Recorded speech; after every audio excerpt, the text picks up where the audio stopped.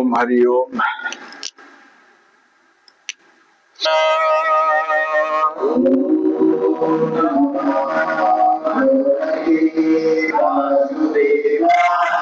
ओम नमो भगवते वासुदेवाय।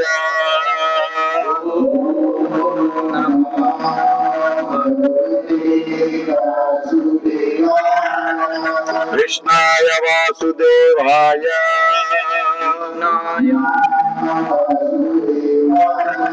देवकी नंदनाय च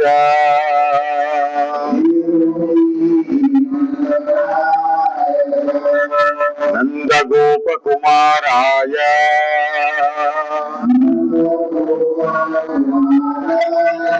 गोविंदाय नमो नमः।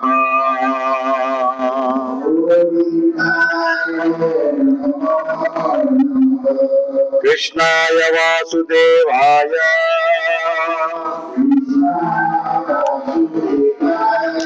देवकी नंदनाय च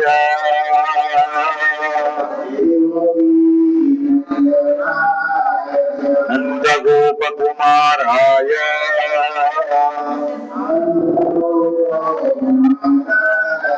गोविंदाय नमो नमः।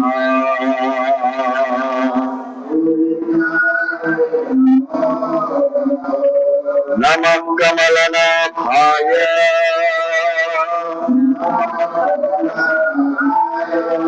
नमः कमलमालिने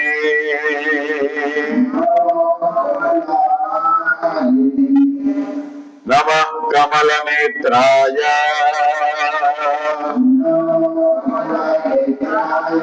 नमस्ते कमलांग्रये।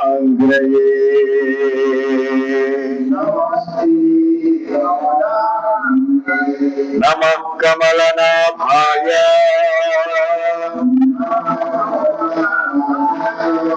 नमः कमलमालिने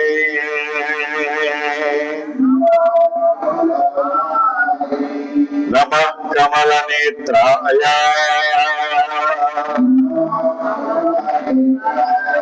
नमस्ते कमलांग्रये।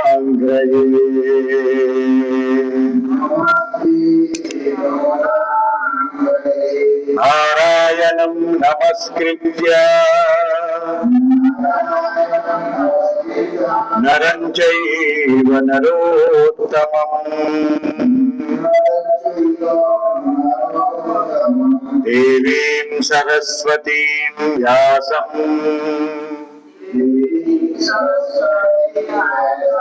ततो जयमुदीरयेत्।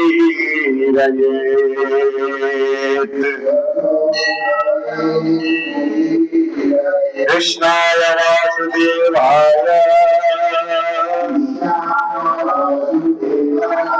हरये परमात्मने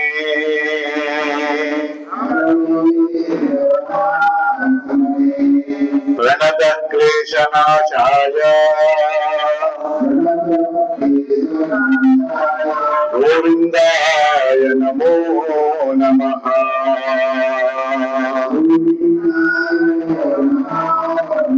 वसुदेवसुतं देवं कंसचाणूरमर्दनम्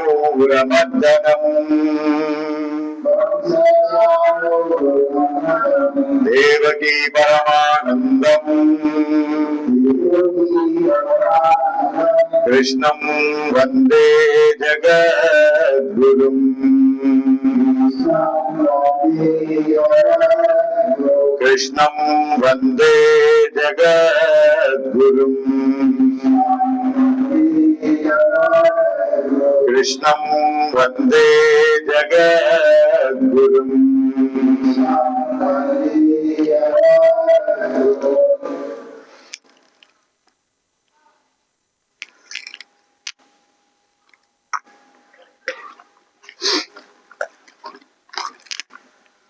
भजो गिरिधर गोविंद गोपाला भजो गिरिधर गोविंद गोपाला भजो गिरिधर गोविंद गोपाला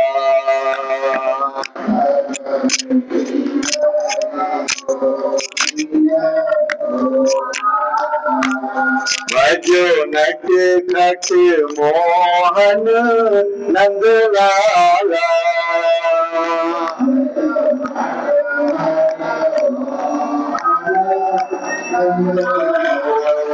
भजो नट खट मोहन नंदलाला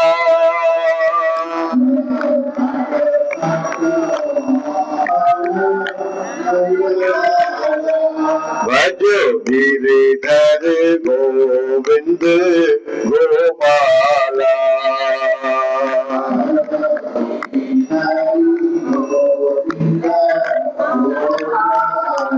भजो गिरिधर गोविंद गोपाला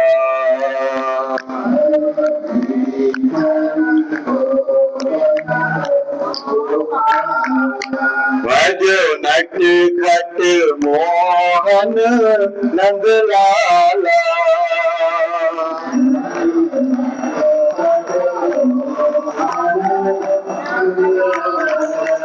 भजो नट खट मोहन नंदलाला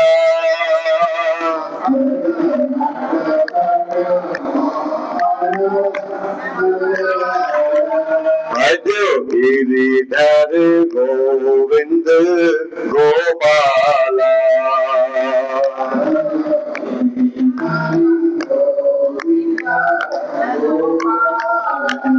भजो गिरिधर गोविंद गोपाला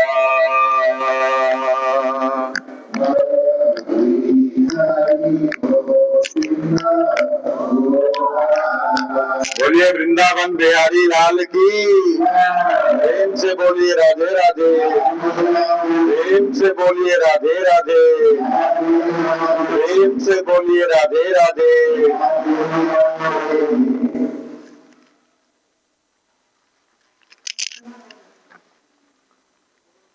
अब हम लोग श्रीमद् भागवत महापुराण का पारायण करेंगे।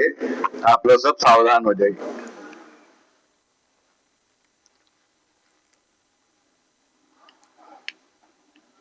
तो अभी का आज का विषय है, ये अध्याय नंबर है 16वां अध्याय, मतलब अथा षोडशो अध्याय, 16वां अध्याय है। विषय है परीक्षित की दिग्विजय तथा धर्म और पृथ्वी का संवाद। सूत जी कहते हैं, शौनक जी, पांडवों के महाप्रयाण के पश्चात जब पांडव लोग चले गए स्वर्गारोहण, तो पांडवों के महाप्रयाण के पश्चात भगवान के परम भक्त राजा परीक्षित श्रेष्ठ ब्राह्मणों की शिक्षा के अनुसार पृथ्वी का शासन करने लगे। तो पांडव लोग चले गए माने स्वर्ग, तो राजा परीक्षित जो है वो ब्राह्मणों की शिक्षा के अनुसार, उनके यहाँ में जो ब्राह्मण थे जो मार्गदर्शन करने वाले, उनकी शिक्षा के अनुसार पृथ्वी का शासन करने लगे। उनके जन्म के समय ज्योतिषों ने उनके संबंध में जो कुछ कहा था, वास्तव में वे सभी महान गुण उनमें विद्यमान थे।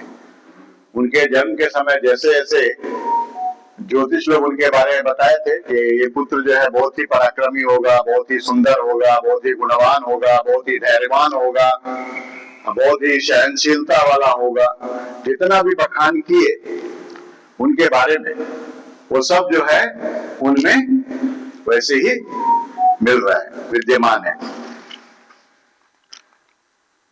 उन्होंने उत्तर की पुत्री,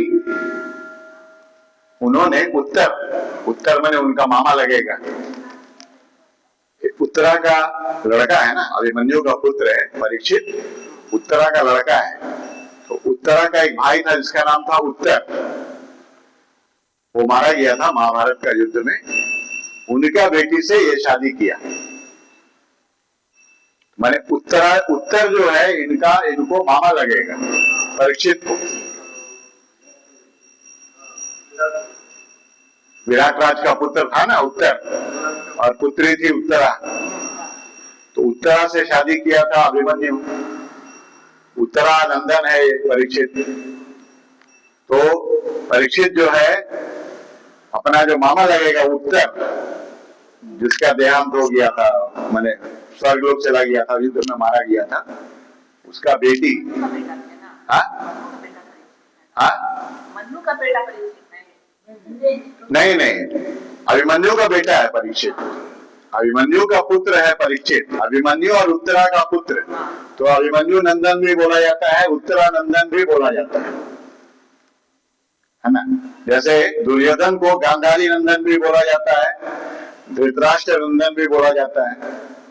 दोनों का पुत्र है, उत्तरा और अभिमन्यु का संतान है परीक्षित। तो परीक्षित अपना मामा का बेटी से शादी किया, उत्तर का। उनका बेटी का नाम है इरावती। इरावती से विवाह किया। उससे उन्होंने जन्मेजय आदि 4 पुत्र उत्पन्न किए। जन्मेजय परीक्षित के बाद वही राज्य गद्दी पर बैठे थे, जन्मेजय। तथा कृपाचार्य को आचार्य बनाकर उन्होंने गंगा के तट पर 3 अश्वमेध यज्ञ किए, जिनमें ब्राह्मणों को पुष्कल दक्षिणा दी गई। उन यज्ञों में देवताओं ने प्रत्यक्ष रूप में प्रकट होकर अपना भाग ग्रहण किया था। एक बार दिग्विजय करते समय उन्होंने देखा कि शूद्र के रूप में कलयुग राजा का वेश धारण करके एक गाय और बैल के जोड़े को ठोकरों से मार रहा है, कलयुग। तब उन्होंने उसे बलपूर्वक पकड़कर दंड दिया। शौनक जी ने पूछा, शौनक जी प्रश्न कर रहे हैं सूत जी से। शौनक जी ने पूछा, महाभाग्यवान सूत जी, दिग्विजय के समय महाराज परीक्षित ने कलयुग को दंड देकर ही क्यों छोड़ दिया? मार क्यों नहीं डाला? दंड देकर छोड़ क्यों दिया? मार क्यों नहीं दिया? क्योंकि राजा का वेश धारण करने पर भी था तो वह अधम शूद्र ही। जिसने गाय को लात से मारा था, उसने गाय को लात से मारा था, वो तो शूद्र था, लेकिन राजा का वेश धारण किया था तो शूद्र ही। यदि यह प्रसंग भगवान श्री कृष्ण की लीला से अथवा उनके चरण कमलों के मकरंद रस का पान करने वाले रसिक महानुभावों से संबंध रखता हो तो अवश्य कहिए। देखिए क्वेश्चन कैसा पूछ रहे हैं। बोलते हैं यदि यह प्रसंग, जैसे आपने बताया कि कलयुग आ गया है और वेश धारण करके और एक शूद्र अपना राजा का वेश धारण करके तो गाय को लात मारा, तो राजा ने उसको दंड दिया परीक्षित, लेकिन उनका प्राण नहीं लिया। तो ऐसा क्यों किया? मार देना चाहिए था। फिर पूछ रहे, देखिए प्रश्न में बोल रहे हैं यदि यह प्रसंग भगवान श्री कृष्ण की लीला से अथवा उनके चरण कमलों के मकरंद रस का पान करने वाले रसिक महानुभावों से संबंध रखता हो, माने अगर ये जो आप बताएंगे इसमें अगर भगवान श्री कृष्ण का लीला है तो ही बताइए, नहीं तो मत बताइए। मतलब कहने का हम लोग का उद्देश्य होना चाहिए भगवान का लीला हमको सुनना है, इधर उधर का कहानी नहीं सुनना है। जो कहानी में भगवान का लीला ना हो वो बेकार है। कहने का मतलब वही बोल रहे हैं यहाँ पर। यदि यह प्रसंग भगवान श्री कृष्ण की लीला से अथवा उनके चरण कमलों के मकरंद रस, मकरंद रस मतलब वो जो भौरा जो फूल से टांगता है ना रस, उसको बोला जाता मकरंद रस। मकरंद रस का पान करने वाले रसिक महानुभावों से संबंध रखता हो तो अवश्य कहिए। दूसरी व्यर्थ बातों से क्या लाभ है? उनमें तो आयु व्यर्थ नष्ट होती है। प्यारे सूत जी, जो लोग चाहते तो है मोक्ष, जो लोग चाहते तो है मोक्ष, परंतु अल्पायु होने के कारण मृत्यु से ग्रस्त हो रहे हैं, उनके कल्याण के लिए भगवान यम का आवाहन करके उन्हें यहाँ शामित्र कर्म से में नियुक्त कर दिया गया है। जब तक यमराज यहाँ इस कर्म में नियुक्त है तब तक किसी की मृत्यु नहीं होगी। मृत्यु से ग्रस्त मनुष्य लोक के जीव भी भगवान की सुधातुल्य लीला कथा का पान कर सके, इसलिए महर्षियों ने भगवान यम को यहाँ बुलाया है। एक तो थोड़ी आयु और दूसरे कम समझ। एक तो हम लोग आयु कम है, आयु हम लोग कम है, कलयुग में 100 वर्ष है। ऐसे बहुत कम लोग हैं जो 105, 110 तक जाते हैं, लेकिन अधिकतर मैक्सिमम आयु लिमिट 100 वर्ष है। लेकिन आजकल उतना भी कोई नहीं रह रहा है, 60, 65, 70, 75 होते होते चले जाते हैं। तो वही बोल रहे हैं, एक तो आयु बहुत कम है, ऊपर से हम लोग का समझ है, विवेक बुद्धि भी कम है बहुत। हम लोग मंद बुद्धि हैं, थोड़ा देर पहले जो बात सुनते हैं वो भूल जाते हैं, 2 मिनट में याद नहीं रखते हैं हम लोग, मंद बुद्धि हैं हम लोग। पहले देखिए, ये सब तो अभी बुक्स निकला है, पहले जो भी सुने हैं खाली श्रवण किए हैं। सूत जी बोल रहे हैं, शौनकादि ऋषि और बैठ के सुन रहे हैं। उन लोग का अंतःकरण इतना शुद्ध होता था कि एक बार सुन लिया याद हो गया। लेकिन अभी हम लोग पढ़ रहे हैं, बार बार पढ़ रहे हैं, फिर भी भूल जा रहे हैं। हम लोग मंद बुद्धि है ना, याद नहीं रखते हैं।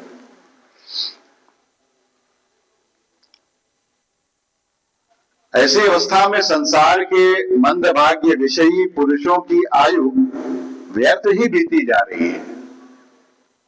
हम लोग मंद बुद्धि है, आज सुन रहे हैं, कल भूल जा रहे हैं, 2 घंटा बाद भूल जा रहे हैं, 1 घंटा बाद भूल जा रहे हैं। तो ये हमारा जो आयु है ना, वो व्यर्थ में चला जा रहा है। नींद में रात और व्यर्थ के कामों में दिन।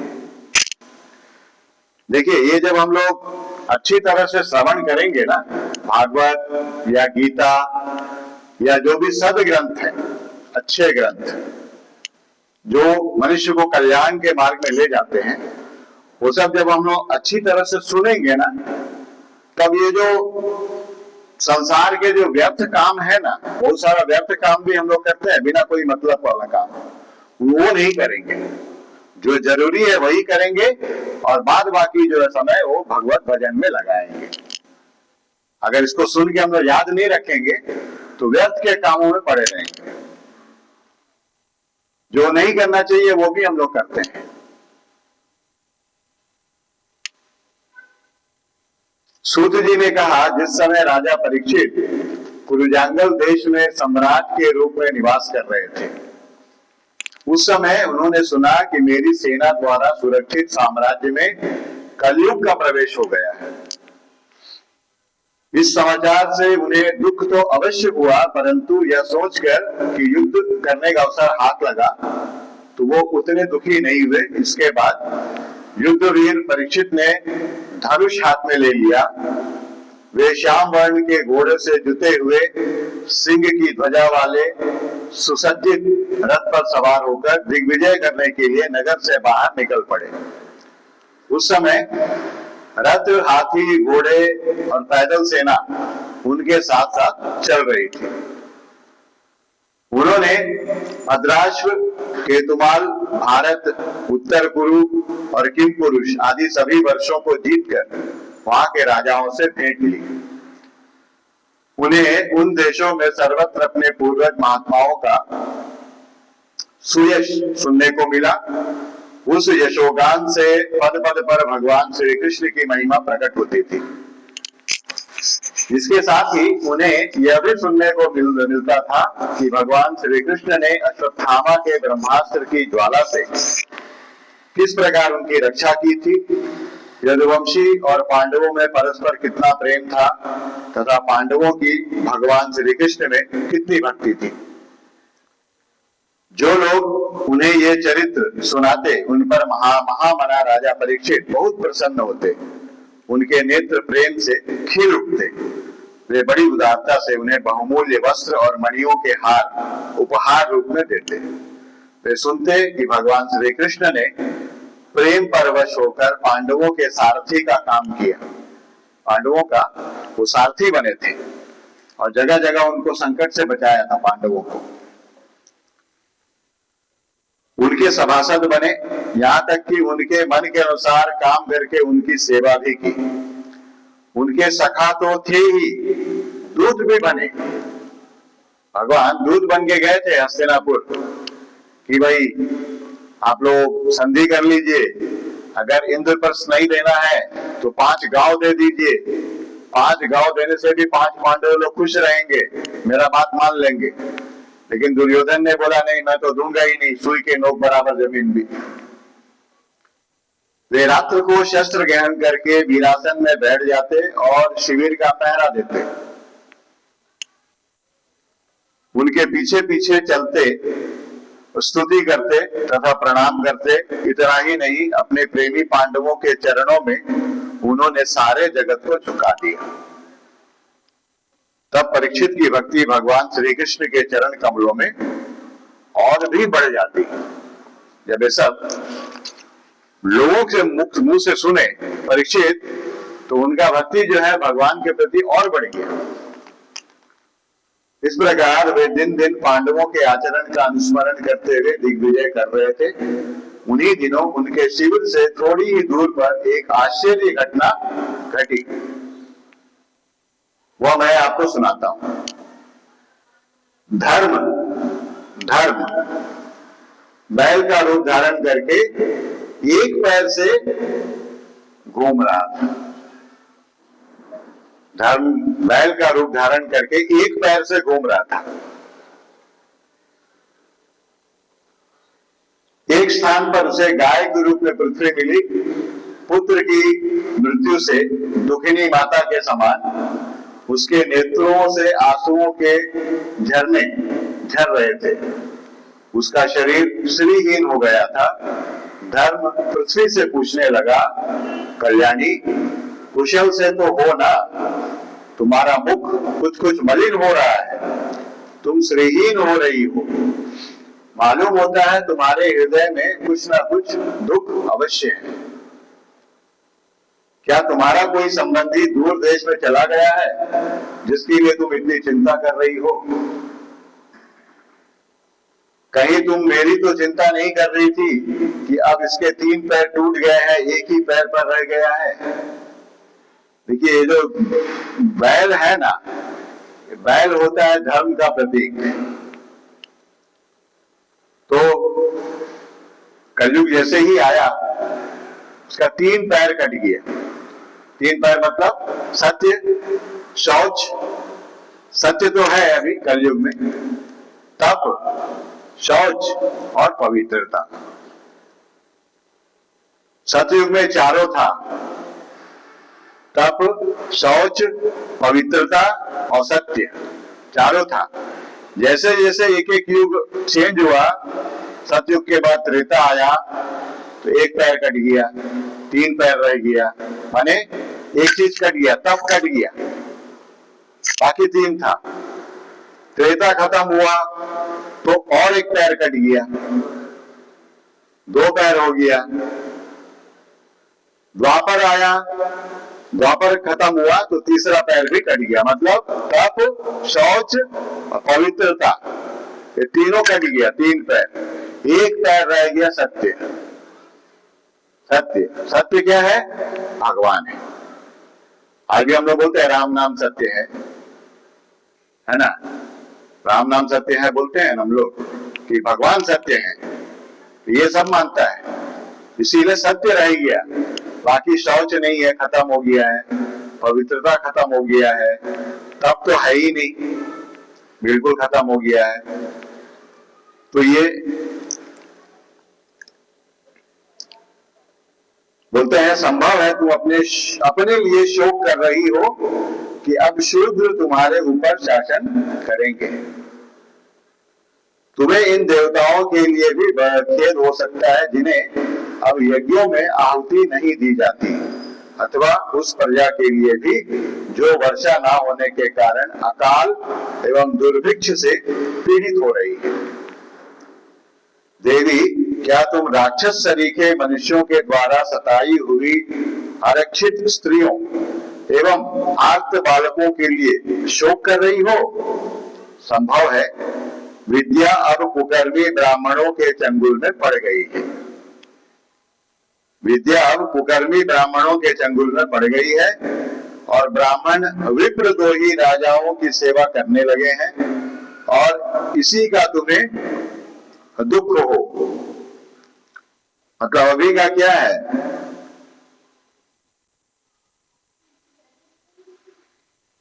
विप्र माने ब्राह्मण होता है और अभी का ऐसा हो गया है जो राजा हैं, विप्र लोग हैं, वो राजाओं का सेवा अधिकतर करते हैं। पहले प्रजा का भी करते थे, लेकिन अभी राजाओं का सेवा। राजाओं माने क्या, जो अभी का राजा कौन है? जो गलत रात पे चल रहा है वही लोग है ना। जिसके पास धन है वही तो राजा। अभी कौन राजा है? जिसके पास धन है वही राजा है। तो ऐसे कितने धनवान है जो सही मार्ग में चल रहे हैं? ऐसे कितने धनवान हैं जो एकदम बिल्कुल सही मार्ग पे चल रहे हैं या अधिक सही मार्ग पर चल रहे हैं? नहीं है ऐसा। तो आजकल के जो ब्राह्मण है ना, वो मतलब ऐसा हो गए हैं, जहां पैसा मिलेगा वही जाएंगे, जहां पैसा मिलेगा वही जाएंगे। आप मंदिर में जाइएगा ना, आप मान लीजिए अच्छा देते हैं पैसा तो आपका पूजा पहले कर देगा। जो मान लीजिए गरीब है, वो ज्यादा पैसा नहीं दे सकता, 20 रुपया 50 रुपया देगा, उसको बोलेंगे आप रुक जाइए थोड़ा सा। पहले हो गया लेकिन पहले उसका नहीं करेगा। ऐसा मैंने भावना होगी, आप लोग देखते होंगे ये चीज, ये सत्य है। ठीक है, तो यहां बोल रहे हैं आज के नाम मात्र के राजा तो 16 आने कलयुगी हो गए हैं। उन्होंने बड़े बड़े देशों को भी उजाड़ डाला है। क्या तुम उन राजाओं या देशों के लिए शोक कर रही हो? आज की जनता खान पान, वस्त्र, स्नान और स्त्री सहवास आदि में शास्त्रीय नियमों का पालन ना करके स्वेच्छाचार कर रही है। क्या इसके लिए तुम दुखी हो? आज का जनता क्या है ना, खाने पीने का कोई ये नहीं है और शुद्धता नहीं है। आज हम लोग देखते हैं ना, मार्केट में जाके मार्केट का फूड ज्यादा खाते हैं आजकल के लोग। मार्केट का फूड वो कैसे बना रहा है, किस अवस्था में बना रहा है, द्रव्य शुद्धि है कि नहीं, पाक शुद्धि है कि नहीं, कुछ हम लोग नहीं देख रहे हैं। बस वहां बना बनाया मिल जा रहा है, पैसा दे रहे हैं और खा ले रहे हैं। लेकिन वो किस हालत में बना रहा है, वो शुद्ध है कि नहीं बनाने वाला है, हम लोग नहीं देख रहे हैं। ये सब का बहुत कमी है। और वस्त्र, स्नान पान, ये सब भी बहुत है, ये सब पवित्रता में आता है। ये सब नहीं है, आज का डेट में बहुत कम हो गया है। मां पृथ्वी, अब समझ में आया हो ना हो तुम्हें भगवान श्री कृष्ण की याद आ रही होगी, क्योंकि उन्होंने तुम्हारा भार उतारने के लिए ही अवतार लिया था और ऐसी लीलाएं की थी जो मोक्ष का भी अवलंबन है। अब उनके लीला संवरण कर लेने पर उनके परित्याग से तुम दुखी हो रही हो। देवी, तुम तो धन रत्नों की खान हो, तुम अपने क्लेश का कारण जिससे तुम इतनी दुर्बल हो गई हो मुझे बतलाओ। मालूम होता है बड़े बड़े बलवानों को भी हरा देने वाले काल ने देवताओं के द्वारा वंदनीय तुम्हारे सौभाग्य को छीन लिया है। पृथ्वी ने कहा, धर्म, तुम मुझसे जो कुछ पूछ रहे हो वह सब स्वयं जानते हो। जिन भगवान के सहारे तुम सारे संसार को सुख पहुंचाने वाले अपने चारों चरणों से युक्त थे, जिनमें सत्य, पवित्रता, दया, क्षमा, त्याग, संतोष, सरलता, क्षम, दम, तप, समता, तितिक्षा, उपरति, शास्त्र विचार, ज्ञान, वैराग्य, ऐश्वर्य, वीरता, तेज, बल, स्मृति, स्वतंत्रता, कौशल, कांति, धैर्य, कोमलता, निर्भीकता, विनय, शील, साहस, उत्साह, बल, सौभाग्य, गंभीरता, स्थिरता, आस्तिकता, कीर्ति, गौरव और निरहंकारता। कितना चीज बतलाए देखिए, करीब 20-25 चीज बतलाए। ये देखिए, ये 39 प्राकृत गुण, ये 39 है, ये 39 प्राकृत गुण तथा महत्वाकांक्षी पुरुषों के द्वारा वांछनीय और भी बहुत से महान गुण उनकी सेवा करने के लिए नित्य निरंतर निवास करते हैं, एक क्षण के लिए भी उनसे अलग नहीं होते। ये मतलब भगवान के बतला रहे हैं, भगवान का उन्हीं समस्त गुणों के आश्रय ये जितने चीज है, ये भगवान का हमेशा सेवा में लगे रहते हैं। ये 39 चीज बोलते हैं, उन्हीं समस्त गुणों के आश्रय सौंदर्य धाम भगवान श्री कृष्ण ने इस समय इस लोक से अपनी लीला संवरण कर ली, माने चले गए, और यह संसार पापमय कलयुग की पूर्ण दृष्टि का शिकार हो गया। यही देखकर मुझे बड़ा शोक हो रहा है, यही देखकर मुझे बड़ा शोक हो रहा है कि पहले भगवान जब थे तब कैसा था, अभी कैसा हो गया है। अपने लिए देवताओं में श्रेष्ठ तुम्हारे लिए देवता, पितर, ऋषि, साधु और समस्त वर्णों तथा आश्रमों के मनुष्यों के लिए मैं शोकग्रस्त हो रही हूं।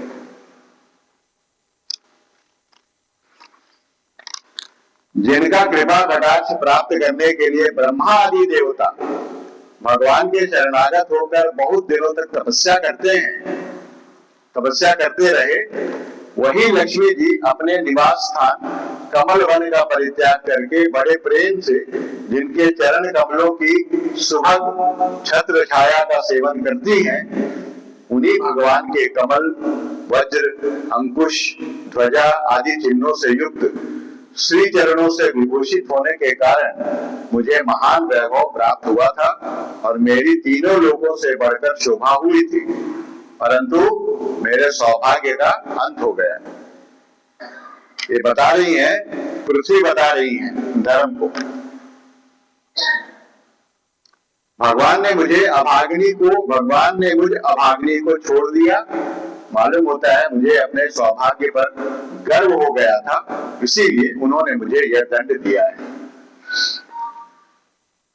तुम अपने 3 चरणों के कम हो जाने से मन ही मन कुढ़ रहे थे। वो जो बैल है, धर्म नामक बैल, 3 चरण जब कम हो गए तो वो कुढ़ रहे थे। अतः अपने पुरुषार्थ से तुम्हें अपने ही अंदर पुनः सब अंगों से पूर्ण एवं स्वस्थ कर देने के लिए वे अत्यंत रमणीय श्याम सुंदर विग्रह से यदुवंश में प्रकट हुए और मेरे बड़े भारी भार को, जो असुर वंशी राजाओं की सैकड़ों अक्षोणियों के रूप में था, नष्ट कर डाला, क्योंकि वे परम स्वतंत्र थे। देखिए उस समय इतना पाप बढ़ गया था कि भगवान आए पाप माने भार कम करने के लिए। तो पृथ्वी का भार कब बढ़ जाता है? जब पाप बढ़ जाता है। पृथ्वी का भार बढ़ने का मतलब जनसंख्या बढ़ने से पृथ्वी का भार नहीं बढ़ता है। पाप बढ़ेगा तो पृथ्वी का ऊपर भार बढ़ जाएगा। तो भगवान आए थे पाप को खत्म करने।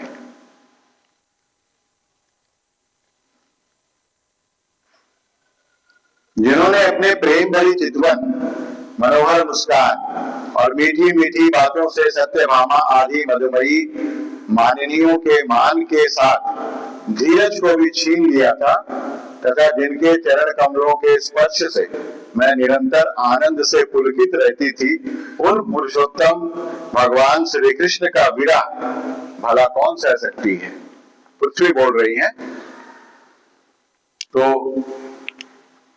भगवान की 2 पत्नियां थी ना, एक श्री देवी और एक भूदेवी। तो पृथ्वी देवी भी भगवान की पत्नी ही है। भगवान की दो पत्नियां थी, श्रीदेवी और भूदेवी। तो ये भूदेवी जो है उनकी पत्नी है। धर्म और पृथ्वी इस प्रकार आपस में बातचीत कर ही रहे थे, उसी समय राजऋषि परीक्षित पूर्व वाहिनी सरस्वती के तट पर आ पहुंचे।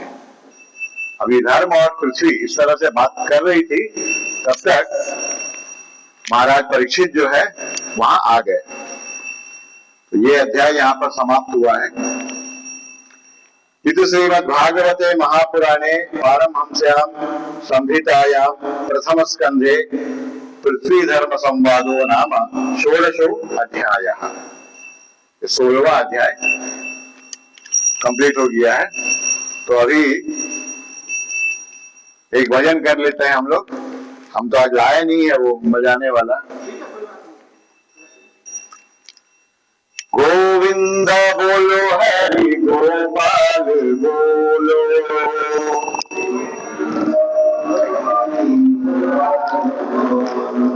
गोविंद बोलो हरि गोपाल बोलो,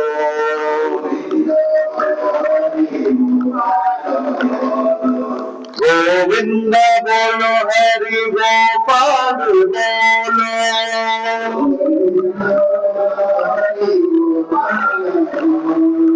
गोविंद बोलो हरि गोपाल बोलो,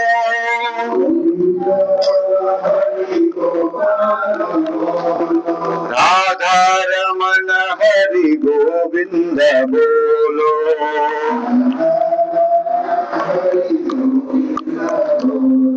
राधा रमण हरि गोविंद बोलो,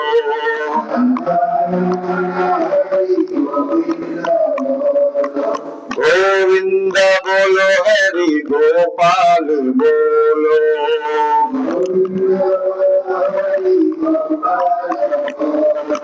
गोविंद बोलो हरि गोपाल बोलो,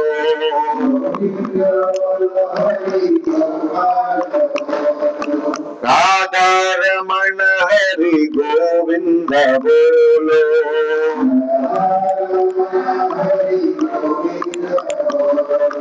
गोविंद बोलो हरि गोपाल बोलो,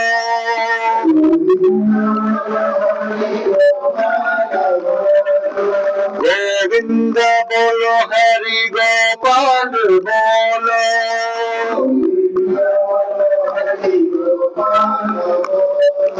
राधा रमण हरि गोविंद बोलो,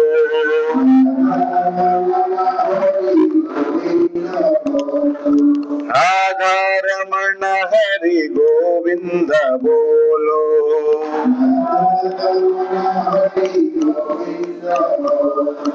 गोविंद बोलो हरि गोपाल बोलो,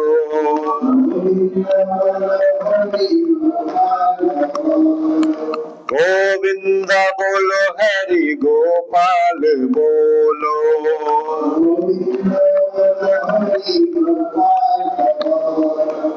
बोलिए वृंदावन बिहारी लाल की।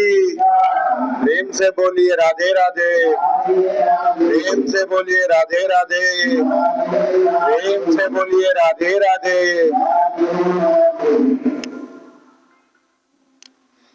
अभी अथ सप्तदशो अध्याय, माने 17वां अध्याय। विषय है महाराज परीक्षित द्वारा कलयुग का दमन।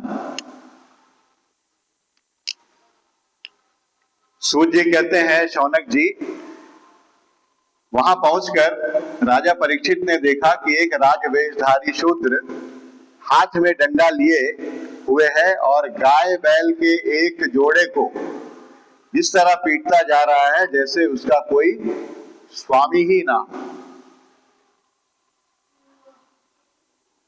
वह कमल तंतु के समान श्वेत रंग का बैल एक पैर पर खड़ा कांप रहा था तथा शूद्र की ताड़ना से पीड़ित और भयभीत होकर मल मूत्र कर रहा था।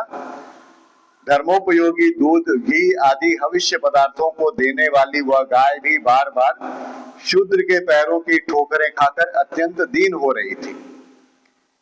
एक तो वह स्वयं ही दुबली पतली थी दूसरे, उनका बछड़ा भी उसके पास नहीं था, उसे भूख लगी थी और उसकी आंखों से आंसू बहते जा रहे थे, आंखों से आंसू बहते जा रहे थे। स्वर्ण जटित रथ पर चढ़े हुए राजा परीक्षित ने अपना धनुष चढ़ाकर मेघ के समान गंभीर वाणी से उसको ललकारा। वो जो शूद्र था, जो राजा का वेश धारण किया था, बोला, अरे तू कौन है जो बलवान होकर भी मेरे राज्य के इन दुर्बल प्राणियों को बलपूर्वक मार रहा है? तूने नट की भांति वेश को राजा का सा बना रखा है, परंतु कर्म से तू शूद्र जान पड़ता है। हमारे दादा अर्जुन के साथ भगवान श्री कृष्ण के परम धाम पधार जाने पर इस प्रकार निर्जय स्थान में निरपराधों पर प्रहार करने वाला तू अपराधी है, अतः वध के योग्य है। तुम जो है वध के योग्य हो। उन्होंने धर्म से पूछा, कमल लाल के समान आपका श्वेत वर्ण है, 3 पैर ना होने पर भी आप एक ही पैर से चलते फिरते हैं, यह देखकर मुझे बड़ा कष्ट हो रहा है। बतलाइए, क्या बैल के रूप में कोई देवता है? अभी यह भूमंडल पूर्ववंशी नरपतियों के बाहुबल से सुरक्षित है, इसमें आपके सिवा और किसी भी प्राणी की आंखों से शोक के आंसू बहते मैं नहीं देख सकता। धेनुपुत्र, अब आप शोक ना करें, इस शूद्र से निर्भय हो जाएं। गोमाता, मैं दुष्टों को दंड देने वाला हूं, अब आप रोए नहीं, आपका कल्याण हो। देवी, जिस राजा के राज्य में दुष्टों के उपद्रव से सारी प्रजा त्रस्त रहती है, उस मतवाले राजा की कीर्ति, आयु, ऐश्वर्य और परलोक नष्ट हो जाते हैं। क्योंकि राजा का कर्तव्य है अपना प्रजा को सुखी रखना। अगर वहां का प्रजा अगर ये रहेगा, त्रस्त रहेगा, परेशान रहेगा, बेचैन रहेगा, तो ये उस राजा का, माने देखिए, तो राजा का अपमान होगा उसमें। बोलते हैं जैसा राजा वैसा प्रजा। अगर प्रजा अगर त्रस्त है, परेशान, इसका मतलब राजा भी सही नहीं है। यदा राजा तदा प्रजा, राजा जैसा होगा प्रजा वैसे ही होगा। तो वही बोल रहे हैं, राजाओं का परम धर्म यही है कि वे दुखियों का दुख दूर करें। यह महादुष्ट और प्राणियों को पीड़ित करने वाला है, अतः मैं अभी इसे मार डालूंगा, अभी मैं इसे मार डालूंगा। सुरभि नंदन, आप तो 4 पैरों वाले जीव हैं, आपके 3 पैर किसने काट डाले? श्री कृष्ण के अनुयायी राजाओं के राज्य में कभी कोई भी आपकी तरह दुखी ना हो। वृषभ, आपका कल्याण हो। बताइए, आप जैसे निरपराध साधुओं का अंग भंग करके किस दुष्ट ने पांडवों की कीर्ति में कलंक लगाया है? जो किसी निरपराध प्राणी को सताता है, वह चाहे वह कहीं भी रहे, मेरा भय अवश्य होगा। दुष्टों का दमन करने से साधुओं का कल्याण ही होता है। जो उद्दंड व्यक्ति निरपराध प्राणियों को दुख देता है, वह चाहे साक्षात देवता ही क्यों ना हो, मैं उसकी बाजूबंद से विभूषित भुजा को काट डालूंगा। राजा परीक्षित पूछ रहे हैं उससे, बिना आपत्ति काल के मर्यादा का उल्लंघन करने वालों को शास्त्र के अनुसार दंड देते हुए अपने धर्म में स्थित लोगों का पालन करना राजाओं का परम धर्म है। धर्म ने कहा, राजन, आप महाराज पांडु के वंशज हैं, आपका इस प्रकार दुखियों को आश्वासन देना आपके योग्य ही है, क्योंकि आपका दादा परदादा लोग तो महात्मा थे, धर्मात्मा थे, और आप भी इस तरह से बोल रहे हैं, तो आप मने उसी के मने योग्य हैं आप, क्योंकि आपके पूर्वजों के श्रेष्ठ गुणों ने भगवान श्री कृष्ण को उनका सारथी और दूत आदि बना दिया था। पांडवों का व्यवहार इतना अच्छा था कि भगवान उनमें घुल मिल गए थे, उनका सारथी भी बने, उनका दूत भी बने। नरेंद्र, शास्त्रों के विभिन्न वचनों से मोहित होने के कारण हम उस पुरुष को नहीं जानते जिससे क्लेशों के कारण उत्पन्न होते हैं। जो लोग किसी भी प्रकार के द्वैत को स्वीकार नहीं करते, वे अपने आप को ही अपने दुख का कारण बतलाते हैं। कोई प्रारब्ध को कारण बतलाते हैं, तो कोई कर्म को, तो कुछ लोग स्वभाव को, तो कुछ लोग ईश्वर को दुख का कारण मानते हैं। बहुत लोग तो ईश्वर को भी मानते हैं ना, कि भगवान मेरे साथ ऐसा कर दिया, भगवान मेरे साथ ऐसा कर दिया, मानते हैं कारण ईश्वर को। लेकिन ईश्वर, हमारे सुख दुख में ईश्वर कारण नहीं है। हाँ, अपना कर्म है, यही है, यही समझना है। देखिए, भागवत में आने के बाद यहाँ में यही सब जानकारी होता है कि आखिर ये सब दुख सुख क्यों हो रहा है। भागवत में आने के बाद, या कोई महात्मा, कोई संत, कोई साधु जो हमारे माने बुद्धि में, ज्ञान में हमसे बड़े हैं, उनके पास जाने से यही बेनिफिट होता है कि वो लोग सही चीज बताएंगे। है तो कोई अज्ञानी के पास जाने से तो बोलेगा हाँ, तो भगवान बहुत गलत किया आपके साथ, भगवान को ऐसा नहीं करना चाहिए था आपके साथ। लेकिन एक संत महात्मा के पास जाने से वो बताएंगे कि नहीं, भगवान जो करते हैं उसमें आपका कल्याण है, और ये आपका ही पुण्य और पाप का, जो हम लोग, हमारे जो पुण्य पुंज हैं या पाप पुंज हैं, उसी में से निकाल के ना ये प्रारब्ध बना के ये शरीर देते हैं भगवान, फिर हमको भेजते हैं यहाँ पर। भगवान ये शरीर भी दिए हैं कृपा करके। ये तो हमारे में योग्यता नहीं है कि हम ये मनुष्य का शरीर ले लें, भगवान का कृपा है। ये जो मनुष्य का देह हम लोग को दिए है ना भगवान, ये कृपा है भगवान का। और इस मनुष्य के देह में हम लोग को ये सत्संग दे दिए हैं कि हम भगवान का गुण कीर्तन कर रहे हैं, भगवान का नाम जाप कर रहे हैं, भगवान का भजन कर रहे हैं। ये सबको नसीब नहीं होता है, सबको नसीब नहीं होगा। आपके घर में सत्संग चल रहा, आपका बगल वाला घर आपके यहाँ नहीं आएगा, लेकिन दूर से लोग आएगा आपका घर। वो क्या है? संस्कार है। वो दूर है लेकिन उसका संस्कार उसको ले आया आपके घर में। लेकिन जो आपका बगल घर में है वो नहीं आएगा, क्योंकि उसका संस्कार नहीं है और अपना प्रयत्न भी नहीं है। दो चीज होता है, एक संस्कार होता है, एक अपना श्रद्धा होता है, पुरुष प्रयत्न जिसको बोलते हैं। मेरा भी तो श्रद्धा होना चाहिए ना उसमें। अभी आप लोग आ रहे हैं उतना दूर से, तो आप लोगों का क्या है? श्रद्धा है, तभी आप लोग आ रहे हैं ना। अगर श्रद्धा नहीं रहेगा, छोड़ो ना, वो क्या क्या बोल रहा है, क्या सुनने जाना है, अपना घर में आराम से सोए रहो, वही ठीक है ना। सोचने वाला ऐसे भी सोचते हैं। तो ये जो है मानव देह बहुत इंपॉर्टेंट है, बहुत महत्वपूर्ण है। ये एक बार मिल गया, अब फिर कब मिलेगा ये कोई नहीं बता सकता, कोई नहीं जानता इसको। ये बहुत दुर्लभ है और भगवान की कृपा से ये मिला है। और यहीं से, इस देह से जो है ना, हम लोग कहीं भी जा सकते हैं। कहीं भी जा सकते हैं मतलब हम अग्नि लोक जा सकते हैं, वायु लोक में जा सकते हैं अपने कर्म के हिसाब से, स्वर्ग आदि लोक में जा सकते हैं, ब्रह्मलोक में जा सकते हैं, वैकुंठ धाम में जा सकते हैं, गोधाम में जा सकते हैं, साकेत धाम में जा सकते हैं, या फिर यहीं आ सकते हैं फिर। हाँ, तो ये जो शरीर है ना, जैसे एक उदाहरण है, जैसे यूपी में एक स्टेशन है ना मुगल सराय, आप लोग नाम सुने होंगे, मुगल सराय उसको बोलते हैं। अभी नाम उसका बदल गया है, पंडित दीनदयाल उपाध्याय जंक्शन कर दिया उसको, पहले उसका नाम था मुगल सराय। तो मुगल सराय में देखिए जंक्शन है, भारत का सबसे बड़ा जंक्शन है।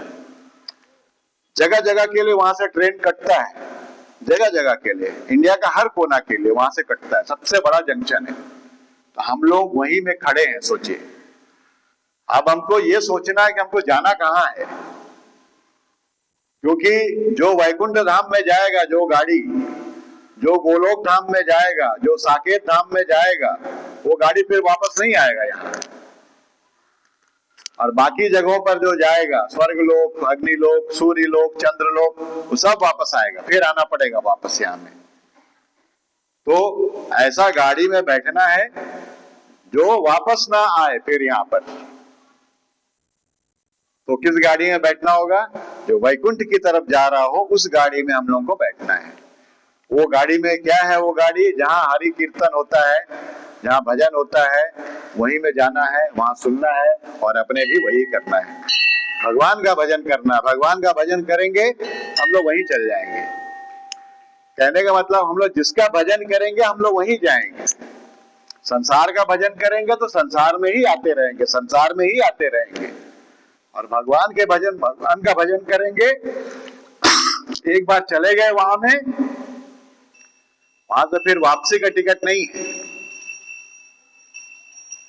रिटर्न टिकट वहां नहीं है। बाकी सब जगह का रिटर्न टिकट है।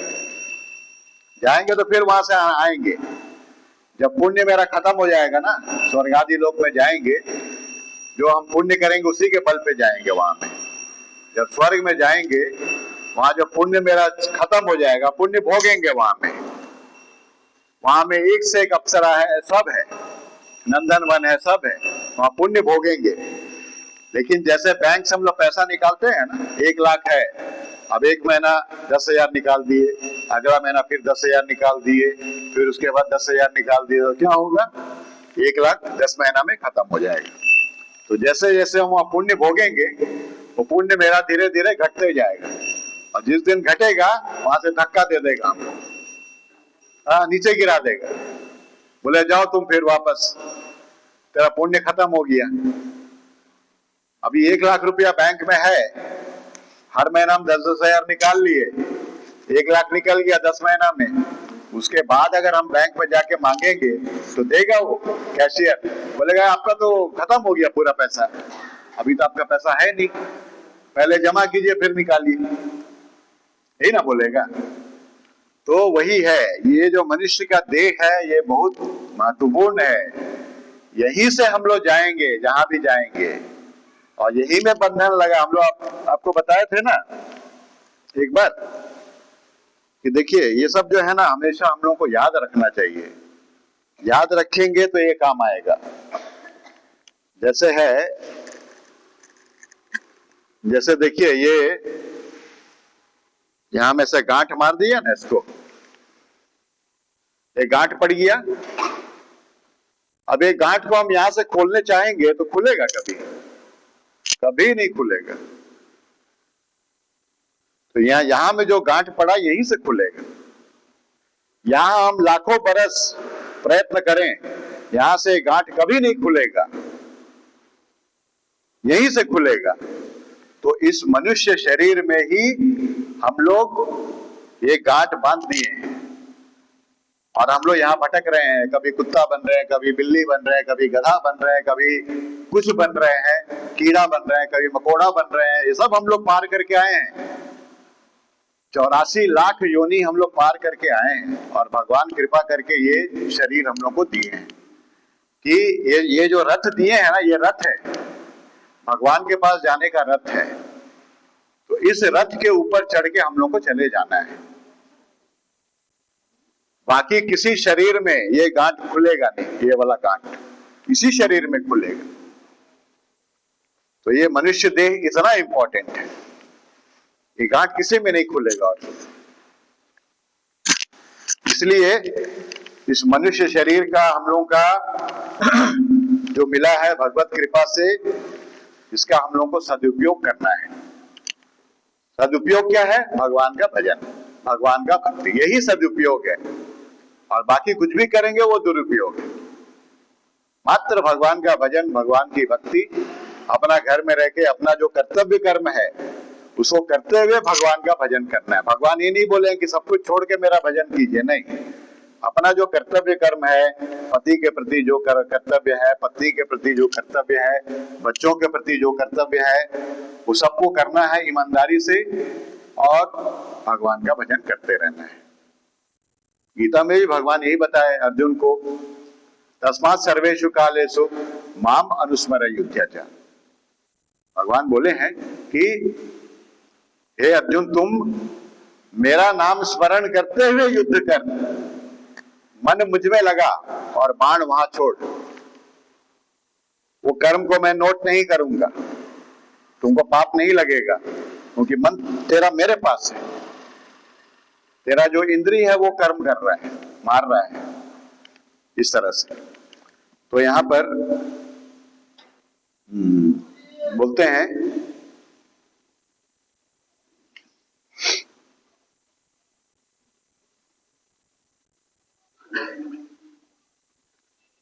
सूत जी कहते हैं यहां पर, ऋषि श्रेष्ठ शौनक जी, धर्म का यह प्रवचन सुनकर सम्राट परीक्षित बहुत प्रसन्न हुए, उनका खेद मिट गया। उन्होंने शांत चित्त होकर उनसे कहा, धर्म का तत्व जानने वाले ऋषभ देव, आप धर्म का उपदेश कर रहे हैं, अवश्य ही आप ऋषभ के रूप में स्वयं धर्म हैं। आपने अपने दुख को देखने वाले, देने वाले का नाम इसलिए नहीं बताया है कि अधर्म करने वाले को जो नरकादि प्राप्त होते हैं वे ही चुगली करने वाले को भी मिलते हैं। जो चुगली करते हैं, शिकायत करते हैं, उसको भी वही मिलते हैं। अथवा यही सिद्धांत निश्चित है कि प्राणियों के मन और वाणी से परमेश्वर की माया के स्वरूप का निरूपण नहीं किया जा सकता। जैसे बोल रहे हैं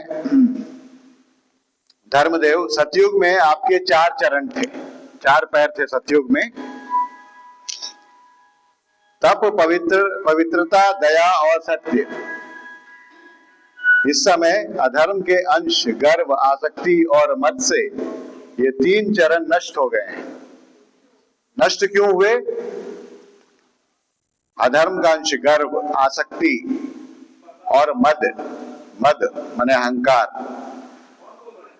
ये 3 चरण जो है कट गए हैं। उसी के बल पर आप जी रहे हैं, माने चौथा चरण केवल सत्य ही बच गया है, सत्य ही बच गया है और उसी के बल पर आप जी रहे हैं। असत्य से पुष्ट हुआ यह अधर्म रूप कलयुग उसे भी ग्रास कर लेना चाहता है। ये गौ माता साक्षात पृथ्वी है। भगवान ने इनका भारी बोझ उतार दिया था और ये उनके राशि राशि सौंदर्य बिखेरने वाले चरण चिन्हों से सर्वत्र उत्सवमयी हो गई थी। अब ये उनसे बिछुड़ गई है। वे साध्वी अभागिनी के समान नेत्रों में जल भरकर यह चिंता कर रही हैं कि अब राजा का स्वांग बनाकर ब्राह्मण द्रोही शूद्र मुझे भोगेंगे। महारथी परीक्षित ने इस प्रकार धर्म और पृथ्वी को सांत्वना दी। फिर उन्होंने अधर्म के कारण रूप कलयुग को मारने के लिए तीक्ष्ण तलवार उठाई। कलयुग ताड़ गया कि अब ये मुझे मार ही डालना चाहते हैं। अतः झटपट उसने अपने राज चिन्ह उतार डाले और भाव विह्वल होकर उनके चरणों में अपना सिर रख दिया। परीक्षित बड़े यशस्वी, दीनवत्सल और शरणागत रक्षक थे। उन्होंने जब कलयुग को अपने पैरों पर पड़े देखा तो कृपा करके उसको मारा नहीं, अपितु हंसते हुए से उससे कहा, जब तू हाथ जोड़कर शरण आ गया तब अर्जुन के यशस्वी वंश में उत्पन्न हुए किसी भी वीर से तुझे कोई भय नहीं है, परंतु तू अधर्म का सहायक है, इसलिए तुझे मेरे राज्य में बिल्कुल नहीं रहना चाहिए। तेरे राजाओं के शरीर में रहने से ही लोभ, झूठ, चोरी, दुष्टता, स्वधर्म त्याग, दरिद्रता, कपट, कलह, दंभ और दूसरे पापों की बढ़ती हो रही है। अतः अधर्म के साथी इस ब्रह्मावर्त में तू एक क्षण के लिए भी ना ठहरना, क्योंकि यह धर्म और सत्य का निवास स्थान है। इस क्षेत्र में यज्ञ विधि के जानने वाले महात्मा यज्ञों के द्वारा यज्ञ पुरुष भगवान की आराधना करते रहते हैं। इस देश में भगवान श्री हरि यज्ञों के रूप में निवास करते हैं। यज्ञों के द्वारा उनकी पूजा होती है और वे यज्ञ करने वालों का कल्याण करते हैं। वे सर्वात्मा भगवान वायु की भांति समस्त चराचर जीवों के भीतर और बाहर एक रस स्थित रहते हुए उनकी कामनाओं को पूर्ण करते रहते हैं। सूत जी कहते हैं, परीक्षित की आज्ञा सुनकर कलयुग सिरा उठा, सिहर उठा। यमराज के समान मारने के लिए उद्यत हाथों में तलवार लिए हुए परीक्षित से वह बोला। कली ने कहा कि सार्वभौम, आपकी आज्ञा से जहां कहीं भी मैं रहने का विचार करता हूं वहीं देखता हूं कि आप धनुष पर बाण चढ़ाए खड़े हैं। मुझे ऐसा लग रहा देखने को आ रहा है। धार्मिक शिरोमणि, आप मुझे वह स्थान बतलाइए जहां मैं आपकी आज्ञा का पालन करता हुआ स्थिर होकर रह सकूं। आप ऐसा स्थान हमको बताइए जहां मैं आपकी आज्ञा का पालन करते हुए स्थिर होकर रह सकूं। तो सूत जी कहते हैं कि कलयुग की प्रार्थना स्वीकार करके राजा ने उसे 4 स्थान दिए। कलयुग को रहने के लिए 4 स्थान बतलाए। क्या क्या स्थान है देखिए। द्यूत, द्यूत माने जुआ। जो युधिष्ठिर जुआ खेले थे ना, क्या हुआ? राजा नल जुआ खेले थे, क्या हुआ? नाश हो गया। द्यूत मद्यपान, शराब पीना, और स्त्री संग और हिंसा। हिंसा जो हम लोग प्राणियों का हिंसा करते हैं, चाहे वो शारीरिक करें या मानसिक करें या मुंह से करें, ये तीनों तरह का हिंसा। हिंसा 3 तरह से होता है। एक मारना, शरीर में मारेंगे वो भी हिंसा है, या उसको गाली देंगे वो भी हिंसा है, और मानसिक अंदर अंदर गाली दे रहे हैं, उसको मुंह से नहीं दे रहे हैं, मार भी नहीं रहे, लेकिन अंदर अंदर उससे उसको गाली दे रहे हैं, वो भी एक हिंसा है। तो हिंसा, ये बोले कि ये 4 जगह पे तुम रहो। तो जैसे कलयुग में देखिए क्या हो रहा है। जहां जुआ खेला जा रहा है वहां में है, जुआ खेलता आपस में लड़ जाता है, एक दूसरे को मार लेता है। शराब पी के वो क्या हुआ आपका, वो यादव लोग वारिणी मदिरा पी के आपस में सब लड़के मर गया, हुआ ना। भगवान श्री कृष्ण का पूरा वंश जो है वो नाश हो गया। वारुणी मदिरा पी लिया, शराब, और आपस में ही लड़के मर गया। और स्त्री संग, स्त्री संग ये भी बहुत अनर्थ का कारण है। जैसे बोलते हैं ना, आज का कलयुग में जो जितना कलह, जितना झगड़ा हो रहा, अधिकतर 3 कारण से होता है। एक है जड़, एक है जोरू, एक है जमीन। जड़, जोरू, जमीन। तो जड़ क्या है? मूर्खता। हम बोल कुछ रहे हैं, वो सुन कुछ रहा है या समझ कुछ रहा है, वो मूर्खता है। माने मेरी बातों को ठीक से नहीं समझ रहा है या समझने की कोशिश नहीं कर रहा, मूर्खता। मूर्खता के कारण कलह होता है, झगड़ा होता है। और एक है जोरू, जोरू माने स्त्री के चलते हो रहा है झगड़ा बहुत जगह। और एक जमीन जायदाद संपत्ति, इसको लेके एक दूसरे का खून कर दे रहा है। 1 इंच 6 इंच जमीन के लिए खून हो जा रहा है आजकल। ये मेरा जमीन है, 1 इंच भी हम नहीं छोड़ेंगे। जरा सा गड़बड़ हो गया, उसके चलते खून खराबा, ये सब हो रहा है। तो इन स्थानों में क्रमशः क्या क्या रहता है? जहां द्यूत रहेगा वहां असत्य रहेगा, जहां जुआ रहेगा वहां असत्य रहेगा। उसके बाद क्या बोले? मद्यपान। जहां मद्यपान रहेगा वहां अहंकार रहेगा। जहां स्त्री संग रहेगा वहां आसक्ति। आसक्ति, आसक्ति माने कुछ पाने का इच्छा। और जहां हिंसा रहेगा वहां निर्दयता रहेगा। बिना निर्दयता के हिंसा नहीं हो सकता। अगर किसी प्राणी के प्रति मेरा दया होगा तो हम हिंसा करेंगे? नहीं करेंगे। किसी प्रकार का हिंसा हम नहीं करेंगे। अगर हिंसा कर रहे हैं मतलब हमको दया नहीं है उसके ऊपर, तभी हिंसा होगा। ये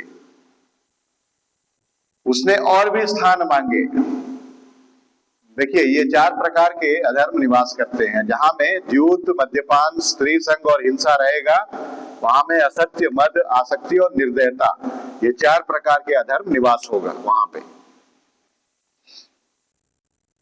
उसने और भी स्थान मांगे कलयुग ने, कली ने।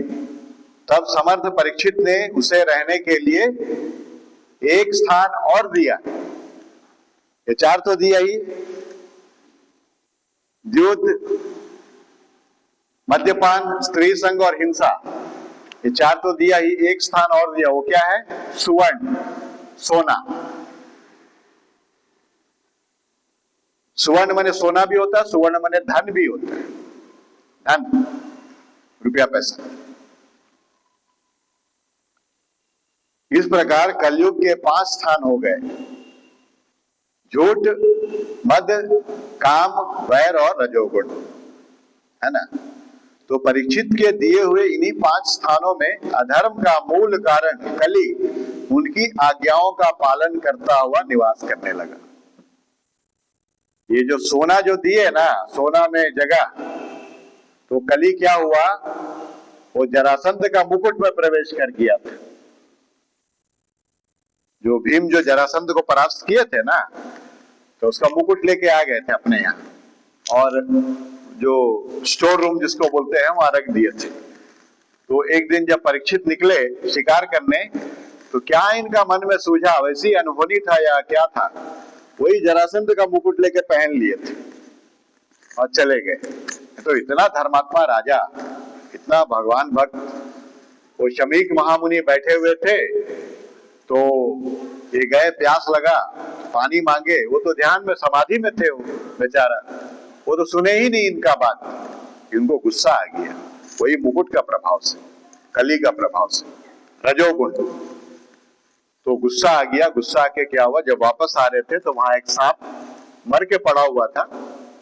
तो क्या किया, अपना तलवार का नोक से सांप को ऐसा उठा के उसका गला में डाल दिए, शमीक मुनि का गला में डाल दिया। तो वो ध्यान, वो तो समाधि है। उनका लड़का आया, लड़का खेल रहा था, वो ऋषि कुमार जब आया, उसका नाम था श्रृंगी। वो जब आया तो देखा, अरे मेरे पिताजी का गला में सांप है, तो सांप को निकाल के फेंक दिया। और वो भी तपस्वी था, तो ध्यान लगा के देखा कहाँ ये काम कौन किया, पता चला कि ये काम राजा परीक्षित किया। तो श्राप दे दिया कि आज से 7 दिन के अंदर तक्षक नाग उसे डसेगा और वो मर जाएगा। लेकिन जब शमीक मुनि जब समाधि से वापस आए तो बताए उनको ये लोग, तो शमीक मुनि बहुत अफसोस किए, बोला रे वो तो बहुत महात्मा थे, बहुत धर्मज्ञ थे राजा, और वो हमसे कुछ मांगने आए थे। हो सकता है स्वाभाविक उनका थोड़ा गुस्सा आ गया होगा, ठीक है, हमारे यहाँ का वो प्रभु है, राजा है, तो ऐसा तो नहीं कि वो जिंदा सांप डाल दिया, मरा हुआ सांप डाल दिया। उसके लिए तुमको प्राण दंड नहीं देना चाहिए था। तुम जो इतना श्राप दे दिए हो कि आज से 7वें दिन जो है वो तक्षक नाग डसेगा और मर जाएगा, ऐसा दंड नहीं देना चाहिए था। तुरंत शमीक मुनि क्या किए, वहीं का एक किसी को भेजे कि राजा को ये शाप लगा है, उनको पता चलना चाहिए। उनको तो पता नहीं, हो तो चले गए। तब फिर एक किसी को अनुचर को भेजे वहां पर हस्तिनापुर। वो जाके राजा को बोला कि आपने ऐसा ऐसा काम किया, तो ऋषि कुमार ने आपको ये श्राप दे दिया है। तब राजा बोले, नहीं, गलती तो हमारा ही है, हमको ऐसा नहीं करना चाहिए था। खैर, जो हो गया हो गया, अब जो शाप पड़ गया है वो तो वापस होगा नहीं। तो फिर वो सोचे कि हमको करना क्या है, अब 7 दिन तो हम रहेंगे। उनको पता चल गया कि मात्र 7 दिन मेरा जीवन है, तब हमको करना क्या है। तब नारद जी वहां भी आके देखे, नारद जी बताए कि आप भगवान का भजन कीजिए, भगवान का भजन कीजिए आप। तब वो पूरा राजपाट वगैरह सब जन्मेजय को देके वो चले गए। जाके फिर वहां गंगा तट पर जैसे पहुंचे, और जैसे ही ऋषियों को पता चला कि परीक्षित का 7 दिन में अब तक्षक नाग डसेगा, वो मर जाएंगे, ठीक है, तुरंत देखिए भगवान का भक्त थे वो परीक्षित, भगवान जो है तुरंत इन लोगों को भेज दिया वहां पर, भगवान की प्रेरणा से ही सब आए और सब आए वहां पर। कथा सुनाने तो सुखदेव जी आए और साथ में वशिष्ठ, विश्वामित्र, अत्रि महामुनि, जितने भी व्यास जी, पराशर, जितने भी बड़े बड़े मुनि थे, सब भागवत सुनने आए वहां पर। क्या उन लोगों को ज्ञान का कमी है? नहीं। जहाँ भगवान का भजन होता है ना, वहां सब कुछ जानते हुए भी जाते हैं वहां में रस लेने के लिए, भगवान का गुणगान करने के लिए, संकीर्तन करने के लिए। तो यहाँ पर बोल रहे हैं परीक्षित के दिए हुए इन्हीं 5 स्थानों में अधर्म का मूल कारण कली उनकी आज्ञाओं का पालन करता हुआ निवास करने लगा। इसलिए आत्म कल्याणकामी पुरुषों को इन 5 स्थानों का सेवन कभी नहीं करना चाहिए। जो अपना कल्याण चाहता है, ये 5 चीजों का सेवन नहीं करना चाहिए। क्या क्या है? द्यूत, मद्यपान, स्त्री संग, हिंसा और धन संपत्ति के प्रति ज्यादा आसक्ति। धन संपत्ति के प्रति आसक्ति, ज्यादा मोह। धन होना बंधन का कारण नहीं है, उसके प्रति मोह होना बंधन का कारण है। राजा जनक जी के पास तो बहुत धन था, लेकिन आसक्ति नहीं था। राजा परीक्षित ने इसके बाद वृषभ रूप धर्म के तीनों चरण तपस्या, शौच और दया जोड़ दिए और आश्वासन देकर पृथ्वी का संवर्धन किया। वे ही महाराजा परीक्षित इस समय अपने राज सिंहासन पर, जिसे उनके पितामह महाराज युधिष्ठिर ने वन में जाते समय उन्हें दिया था, विराजमान है। वे परम यशस्वी सौभाग्यभाजन चक्रवर्ती सम्राट राज ऋषि परीक्षित इस समय हस्तिनापुर में कौरव कुल की राज्य लक्ष्मी से शोभायमान है। अभिमन्यु नंदन राजा परीक्षित वास्तव में ऐसे ही प्रभावशाली हैं, जिनके शासन काल में आप लोग इस दीर्घकालीन यज्ञ के लिए दीक्षित हुए हैं।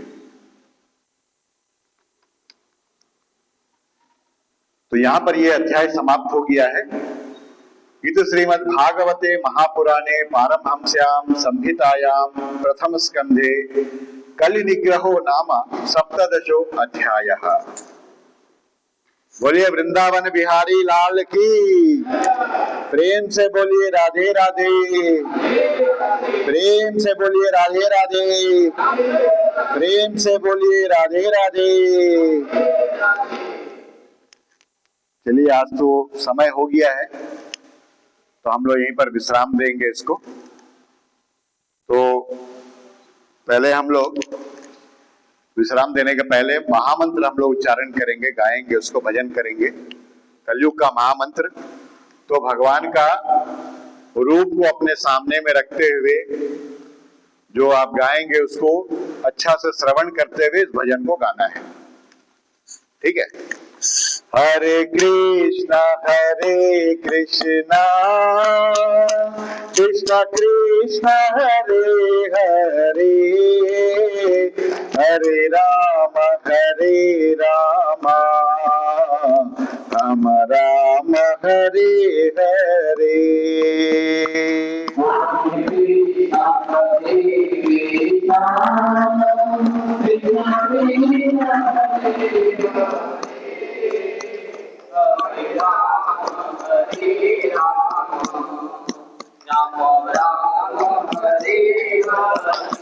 हरे कृष्णा